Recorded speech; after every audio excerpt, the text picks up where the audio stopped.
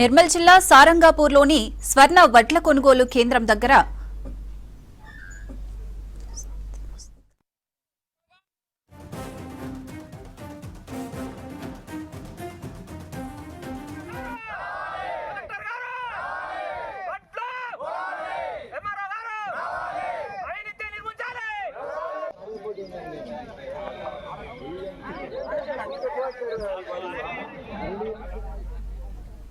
నిర్మల్ జిల్లా సారంగాపూర్లోని స్వర్ణ వడ్ల కొనుగోలు కేంద్రం దగ్గర ఆందోళన చేపట్టారు రైతులు.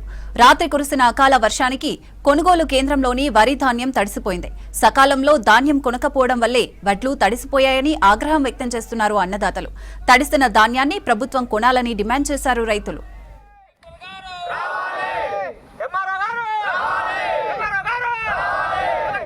జొన్నలు మక్కలు వడ్లు వచ్చి నెల రోజులు అవుతుంది సెంటర్ కు.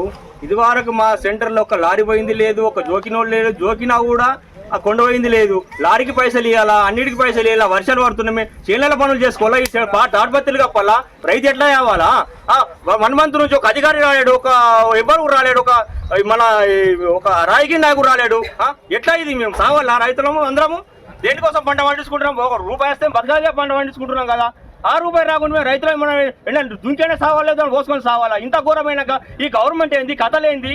రైతు రాజు చేస్తారు. రైతు ఎక్కడ రాజున్నాడు? ఇక్కడ రైతు బిచ్చగాడికండి అని దగ్గర రైతు ఇక్కడ ఎక్కడ అండి సార్ మీరు? ఇది సంచులు కూడా ఇస్తలేదు, సంచులు కూడా కసుకుంటున్నాము. దేనికోసం సెంటర్ నిర్వహించాలి? వాళ్ళు కూడా వస్తలేదు ఇక్కడికి. లారీ కిరాయి కూడా మేమే ఇచ్చుకోవాలా?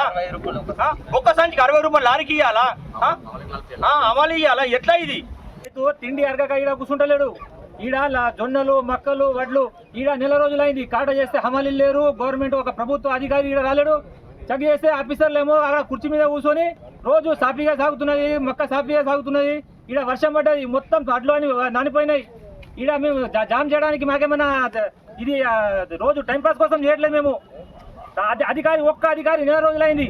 కాట చేసి మొత్తం కిందికెళ్ళి నీళ్ళు వచ్చేసినాయి. ఆడ రైస్ మిల్ పోతే 4 కిలోలు 5 కిలోలు, ఆ లారీ వాడికి ₹20. అది మొత్తం ఇంత పెద్ద సెంటర్ అన్న 6 నిర్ణయిస్తూ 6 వేస్తున్నావు. ఆ మక్కలు చూపుతాడా, వడ్లు చూపుతాడా, లోడ్ చేస్తాడు వాడు.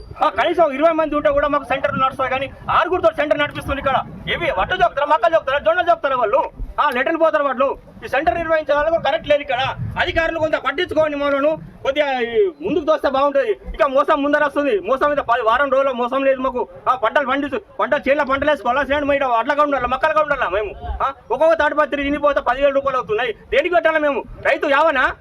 పట్టించుకోరు ఎవరు మా రైతులను? మీరు కలెక్టర్ ఎవరు రాలేదు, ఎవరికి ఒక ఎంఆర్ఓ రాలేదు, ఎంపీటీ ఎవరు రాలేదు, ఎవరు రాలేదు ఇక్కడికి.